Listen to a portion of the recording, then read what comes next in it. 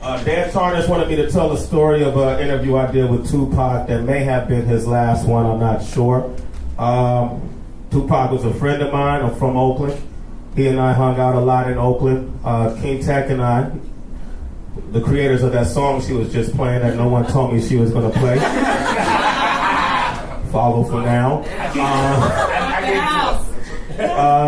We had a guitar player in our group by the name of Carl Drake, whose sister used to date Tupac. And as a result of that, him and I used to hang out a lot at his apartment near Lake Merritt, which is in the center of Oakland, California. At that point, I found out that he was an incredible speaker, a great leader, and an incredible actor. And he was also an incredible freestyler. And he always wanted to come on our radio show, the Wake Up Show, to freestyle. And we always gave him a hard time. I feel a little bad about it now. But eventually he did come up and he used to slay the mic off the top of the head. A lot of people may not realize that. As his career evolved, we all witnessed all the challenges he faced. And it was interesting for us to watch how he evolved as a person. From the court cases that he went through, from being shot, from doing prison time, from being accused of rape, and when he posted bail, courtesy of Suge Knight, you know, it was important to us to try to get to him and talk to him. At that time, we started a show with Alex Mejia, a friend of ours who worked at 106 KML, called West Coast Radio, because at that time a lot of West Coast music wasn't being played nationally. And one of the things we wanted to do was get to Pac. You know, he used to wave the flag at that time, and he was in everybody's magazines and everybody's conversation. So we decided to talk with him, and we approached the label and utilized our friendships to try to get to him. And the label response was that, well, you can interview Pac, but it's going to cost you $25,000. Keep in mind that this was in 1996, so nobody had $26,000 or $25,000 for an interview. So we had relationships with Pac. Layla Steinberg used to manage him, good friend of ours. Pac and I used to go around the Bay Area and talk to high school kids about being good. And so we called Layla, and Layla called Tracy, who was the producer on that video set, Ron, the porno guy, Jeremy Hightower, yeah, he was directing the video for How Do You Want It. The interesting thing was there was a gag order on Pac that Suge Knight put that wouldn't allow him to have any media interviews. And so we literally, everybody was scared of Suge Knight at that time, except for me and Alex Mejia.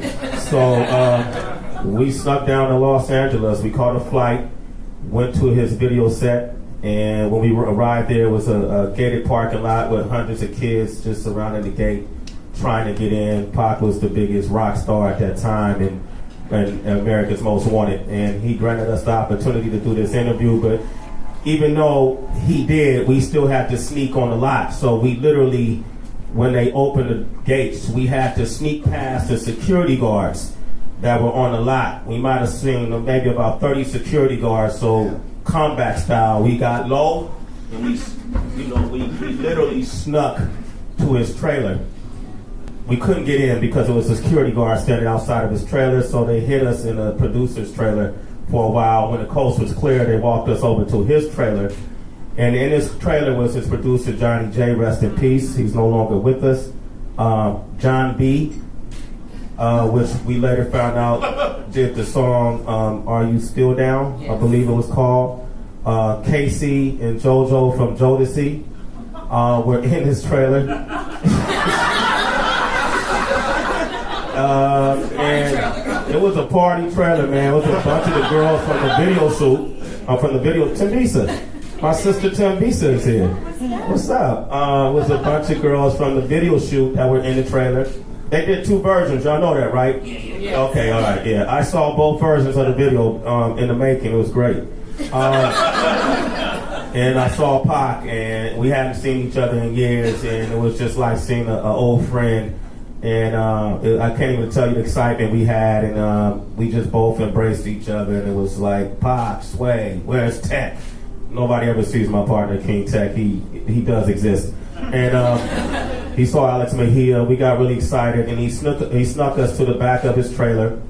And literally, man, we might have seen, please forgive me, but we might have seen 30 empty condom wrappers. I thought he might have set it up, just to keep the persona like 30 word. I mean,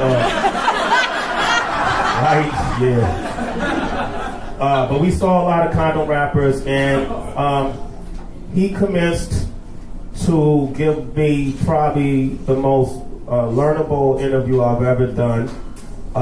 Probably the most explosive one I've ever done. Probably the most honest one. What was taking place was almost like an out-of-body experience. I wasn't there to be an interviewer. I was just a conduit. He had a message he wanted to get across to the world. And he told me a lot of things that we never really aired. But he told me, and he asked, out of respect for him, he asked me not to, but he told us a lot of things that we did deliver to the world. And he talked about, his Dr. Dre leaving Death Row, which was a big deal at that time. He talked about his issues with, not the East Coast per se. He felt like the media blew all of that way out of proportion, but when he was in jail on the East Coast, he felt like he listened to Hot 97, he pointed out specifically, and they weren't playing any West Coast music. He talked about, I don't know if you heard the interview, but he talked about a lot. Biggie, he went into the Biggie story and how they were once friends. And all of these things he was saying, I was almost scared to hear. Because everybody he talked about, I knew. Chino Excel, which was on Dan Charnas' label. That's how I met Chino, was through Dan. And he said a lot of explosive things. But in the end, one of the things he said was, Sway, my objective is to make the hardest music possible to reach those who need to hear it most, or who want to hear it most. And then once I grab their attention, I'm gonna make the music they need to hear the most. And he played me some songs that I don't recall hearing since, to show the evolution he wanted to take. He wanted to take this war to a certain point and then turn it around and start making the same kind of music he made in the album Me Against the World. And he gave us some themes, and he played us a lot of the new music. And one of the things he left me with was that, listen, man, I truly believe he didn't know what his destiny would be, but he felt like, he told me, you only get so many chances. So while you're here, do as much as you can, and please give the world my words as they are. And, I didn't know that would be the last time I would see him alive. And I learned a lot from that. And prior to that, I never really considered what we did, like journalism. And I still don't, to be honest with you. I've been hustling on TV for a long time. 13 years, y'all. The last question I asked him was, where do you see yourself 5 years from now?